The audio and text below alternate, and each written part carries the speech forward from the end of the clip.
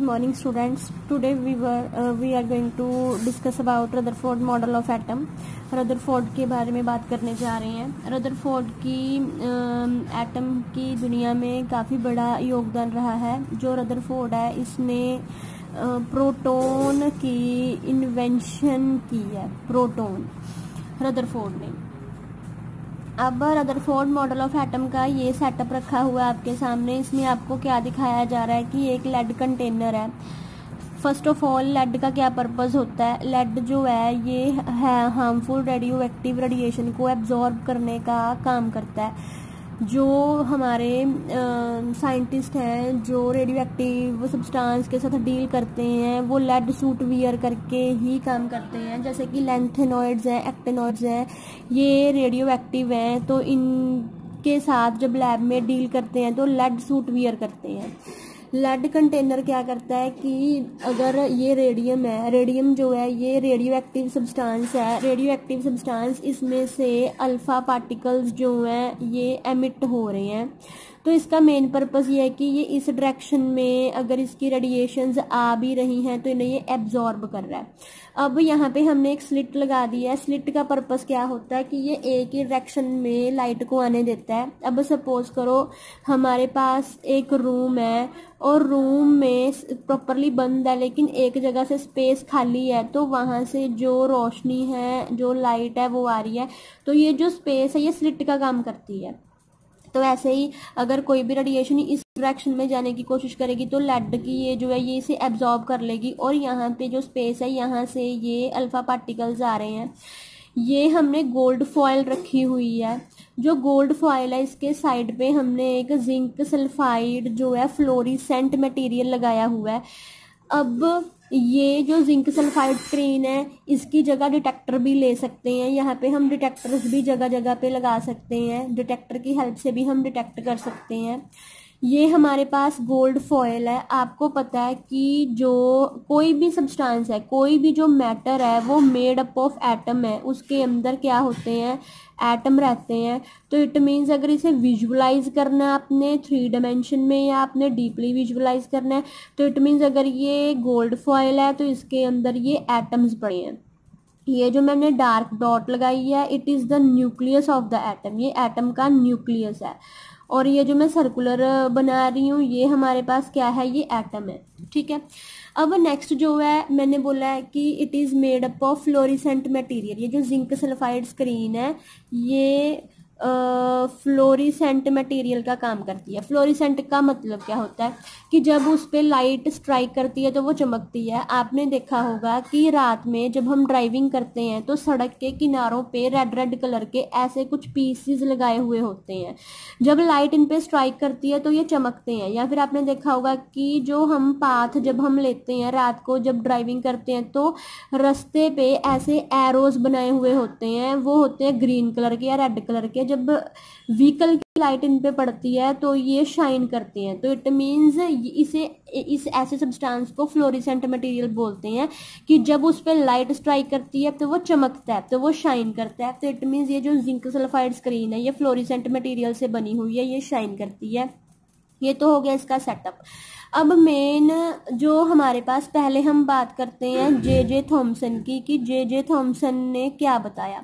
J Thomson ने plum pudding model दिया था। उसने बोला था कि जो एक एटम है, एटम जो है वो तरबूज की तरह है और उसके अंदर प्रोटॉन और मीन्स जो पॉजिटिव चार्ज है और जो नेगेटिव चार्ज है वो यूनिफॉर्मली डिस्ट्रीब्यूटेड है। यूनिफॉर्म मीन्स कि अगर 50 प्रोटॉन है तो 50 ही इलेक्ट्रॉन है। जे थॉमसन के टाइम में न्यूट्रॉन की कोई बात नहीं हुई। जे थॉमसन ने ये तो बता दिया कि जो एटम है इट इज हाईली न्यूट्रल, कि ये उसने न्यूट्रलिटी को तो बता दिया लेकिन वो उसकी डिस्ट्रीब्यूशन को नहीं एक्सप्लेन कर पाया। उसके अकॉर्डिंग ये था कि जो एक एटम है इसके अंदर सारे के अंदर क्या है कि पॉजिटिव और नेगेटिव चार्ज सेपरेट हुए हुए हैं, स्प्रेड हुए हुए हैं। उसके अकॉर्डिंग ये भी था। फर्स्ट तो उसने बोला, तो जे थॉमसन ने ये बोल दिया कि पॉजिटिव और नेगेटिव चार्ज जो है वो यूनिफॉर्मली डिस्ट्रीब्यूटेड है। अब जे थॉमसन का ये जो मॉडल है ये हमारे जो रदरफोर्ड ने जो बातें कही हैं इसके ऊपर ये टिका नहीं। उसने बोला कि जो अल्फा पार्टिकल हैं जो कि रेडियो एक्टिव सब्सटेंस में से एमिट हो रही हैं, ये अल्फा पार्टिकल्स में इतनी एनर्जी होती है कि ये उसमें से क्रॉस कर जाएंगी, ये उसमें से पास आउट हो सकती हैं। ठीक, तो इट मीन्स जे थॉमसन ने ये भी बोला कि इट हैड मीन्स किसके पास, जो अल्फा पार्टिकल हैं उनके पास क्या है, इतनी एनर्जी है कि वो एटम में से प्रॉपरली पास हो सकती हैं। ठीक है, अब हम रदरफोर्ड की बात करते हैं। रदरफोर्ड ने क्या किया, रदरफोर्ड ने क्या क्या ऑब्जर्व किया। जब ये पूरा सेटअप रखा गया तो 3 बातें ऑब्जर्व की गई। पहली बात कि most of the alpha particle जो है वो अनडिफ्लेक्टेडली निकल गए, कि सीधा पास हो गए। अगर मान लो ये बोल सकते हैं कि 99% जो थे अल्फा पार्टिकल वो सीधे निकल के गए हैं। कुछ जो अल्फा पार्टिकल हैं वो इसमें से ऐसे बेंड हो गए, यहाँ पे ऐसे आते आते यहाँ पे ऐसे बेंड हो गए। ठीक है, कुछ एंगल पे बेंड हो गए। तो इट मीन्स कि जो स्मॉल फ्रैक्शन है वो क्या हो गई, वो डिफ्लेक्ट हो गई। Second point. तीसरा उसने क्या ऑब्जर्व किया कि बहुत थोड़े, कि वेरी फ्यू बहुत थोड़े जो थे वो क्या हो गए, वो 180 डिग्री पे बाउंस बैक हो गए। तभी मैंने 3 देखो बनाई हुई है कि कुछ जो थे वो सीधा आए, उसमें से क्रॉस कर गए, कुछ जो है वो इस डायरेक्शन में मूव करके, कुछ जो है वो इस डायरेक्शन में मूव करके, कुछ जो है वो बेंड, वो वापस चले गए। तो अब इसमें से कंक्लूजन क्या निकला, ये तो उसने ऑब्जर्व किया, ये तो हो गई उसकी ऑब्जर्वेशन। तो फिर रदरफोर्ड ने कंक्लूड क्या किया, कंक्लूजन क्या निकला। फर्स्ट कंक्लूजन तो ये निकला कि जो एटम रहता है, एटम के अंदर मोस्टली स्पेस जो है वो खाली रहती है, कि एटम के अंदर मोस्टली स्पेस जो है वो खाली रहती है। और कुछ स्पेस ऐसी होती है या कुछ जगह ऐसी होती है जहाँ पे वॉल्यूम रहता है। कि उन्होंने पहला तो ये बोला कि एटम जो है उसका बहुत सारा हिस्सा, मोस्टली हिस्सा खाली रहता है, और उसका जो वॉल्यूम है, एटम का जो वजन है, वो एक ही जगह पे, उसका मास जो है वो एक ही जगह पे कंसंट्रेटेड है, एक ही जगह पे पड़ा है। तो पहली बात तो ये कि जब उन्होंने बोला कि कुछ रेज सीधी निकल जाएंगी, इसका मतलब एटम के कि कुछ रेस जो है वो बेंड हो रही हैं जी कुछ एंगल पे। उसका रीजन क्या बोला, उन्होंने बोला कि जो अल्फा पार्टिकल्स आ रहे हैं इनके ऊपर भी क्या होता है, पॉजिटिव चार्ज, और हमारा जो न्यूक्लियस है उसके सेंटर में क्या पड़े रहते हैं, प्रोटॉन एंड न्यूट्रॉन। तो इट मीन्स न्यूट्रॉन का मतलब क्या होता है, नो चार्ज, और प्रोटॉन पे क्या होता है, पॉजिटिव चार्ज। अब पॉजिटिव को क्या करता है, पॉजिटिव को रिपेल करता है, धक्का मारता है। इसीलिए जब ये वाला पॉजिटिव चार्ज इस पॉजिटिव के साथ कांटेक्ट में आएगा तो धक्का मारेगा, पुश करेगा, तो इसीलिए वो कुछ एंगल पे बेंड कर जाएगा, इसलिए कुछ एंगल पे वो बेंड कर गया। ठीक, दूसरी बात ये हो गई। तीसरी बात कि जो एटम है उसमें न्यूक्लियस का साइज जो है वो बहुत छोटा है, इतना छोटा है कि अगर मान लो हम ये कंपेयर करें कि 5 किलोमीटर का अगर हम डिस्टेंस लें और उसे लेके हम एक सर्कल ड्रॉ करें, 5 किलोमीटर के डिस्टेंस को लेके अगर हम एक सर्कल ड्रॉ करें और एक हम क्रिकेट की बॉल को लें, तो क्रिकेट की बॉल जो है वो क्या मानी जाएगी, वो मानी जाएगी न्यूक्लियस, और जो ये पूरा डिस्टेंस है ये माना जाएगा एटम का, कि वॉल्यूम ऑफ एटम, या ये सॉरी वॉल्यूम भी नहीं, सॉरी हम ये बोल सकते हैं कि रेडियस ऑफ एटम, ये सारा रेडियस है। ठीक है, और ये जो है हमारे पास जो न्यूक्लियस है, ये न्यूक्लियस है। तो इट मीन्स जो सारा मास है, जो सारा वजन है वो यहीं पे पड़ा है, लेकिन जो आकार है, वो जो रेडियस है वो एटम का बड़ा, न्यूक्लियस का क्या है, छोटा। तो उसने ये भी बताया कि जो न्यूक्लियस है वो 10⁻⁻15 मीटर, और जो हमारे पास एटम है वो 10⁻10 मीटर की, इतना इसका इतने मीटर में बात हो सकती है। अब आप खुद सोचो कि -10 तक चला गया। अब आपने क्या पढ़ा है, वंस पढ़ा है, वंस, टेंस, 100, 1000, 10,000, लाख, 10 लाख,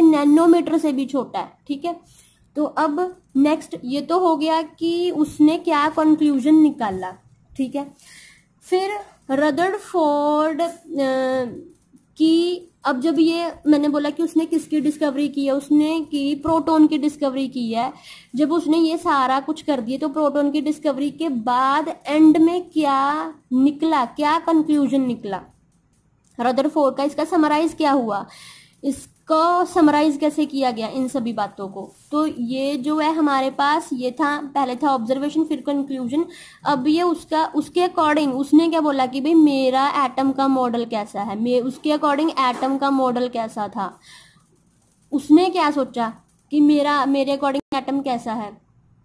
उसने ये सोचा कि जो पॉजिटिव चार्ज है वो सेंटर में पड़ा है और सारे का सारा मास जो है वो भी सेंटर में ही पड़ा है, और इस पॉजिटिव चार्ज और सारे मास को उसने नाम दिया, उसे बोल दिया न्यूक्लियस, ठीक, उसे बोल दिया उसने न्यूक्लियस।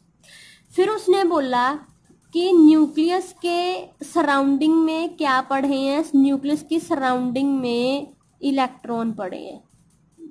उसके अकॉर्डिंग न्यूक्लियस की सराउंडिंग में क्या पड़े हैं, इलेक्ट्रॉन पड़े हैं। और ये जो इलेक्ट्रॉन है ये क्या कर रहे हैं, ये एक पाथ में, ये एक ऑर्बिट में बहुत तेजी से हाई स्पीड से इलेक्ट्रॉन मूव कर रहे हैं। विद हाई स्पीड इलेक्ट्रॉन क्या कर रहे हैं, मूव कर रहे हैं। किसमें कर रहे हैं, इन ऑर्बिट। तो उसके अकॉर्डिंग ये है कि एक एटम के सेंटर में न्यूक्लियस होगा, उसके सराउंडिंग में इलेक्ट्रॉन होंगे, और वो इलेक्ट्रॉन जो है वो क्या करेंगे, वो तेजी से घूम रहे हैं, जैसे कि सूरज के सराउंडिंग प्लैनेट रिवॉल्व करते हैं, सिमिलर वैसे। फिर उसके बाद उसने बोला कि अब पॉजिटिव चार्ज और नेगेटिव चार्ज जो है, हमने तो ये पढ़ा है कि ऑपोजिट चार्ज रिपेल करते हैं, सॉरी अट्रैक्ट करते हैं, और लाइक चार्ज रिपेल करते हैं। तो इसलिए उसने बोला कि ये जो पॉजिटिव है और जो ये इलेक्ट्रॉन्स पे नेगेटिव है, इनके अंदर कौन सी फोर्स एग्जिस्ट कर रही है, इलेक्ट्रोस्टैटिक फोर्स। किस इलेक्ट्रोस्टैटिक फोर्स की वजह से ही ये जो इलेक्ट्रॉन अपने ऑर्बिट में घूम रहे हैं और प्रोटॉन अपनी जगह पे पड़ा है। सिमिलरली जैसे बोलते हैं हम कि फोर्स ऑफ ग्रेविटी जो है, ठीक है, ऐसे उसने बोला कि इनमें इलेक्ट्रोस्टैटिक फोर्स रहती है। आई होप आपको रदरफोर्ड मॉडल ऑफ एटम जो है वो प्रॉपरली समझ में आ गया होगा कि रदरफोर्ड के अकॉर्डिंग जो एटम है वो कैसा है, रदरफोर्ड ने क्या क्या बताया एटम के बारे में। If you like my video, then please subscribe my channel also. आप रदरफोर्ड मॉडल ऑफ एटम देख रहे हैं, आपके सामने गोल्ड फॉइल है और डिटेक्टर लगे हुए हैं और अल्फा पार्टिकल्स आ रहे हैं। जो अल्फा पार्टिकल हैं वो गोल्ड फॉइल में से पास होते हुए 3 मोशन ले रहे हैं या 3 तरीके से मूव कर रहे हैं। स्ट्रेट आ रहे हैं और बेंड कर रहे हैं, और कुछ पार्टिकल जो है वो अपनी डायरेक्शन में वैसे ही वापस जा रहे हैं। वो बहुत ज़्यादा कम अमाउंट में, इसलिए वो दिखाई नहीं दे रहे हैं। डिटेक्टर जो है वो फ्लोरिसेंट का काम कर रहा है, वो जिंक सल्फाइड स्क्रीन का काम कर रहा है। जब उसके ऊपर वो पार्टिकल स्ट्राइक कर रहे हैं तो वो डिटेक्ट करता है, वो शाइन करता है, उसे पता चलता है कि यहाँ पे पार्टिकल आ रहे हैं।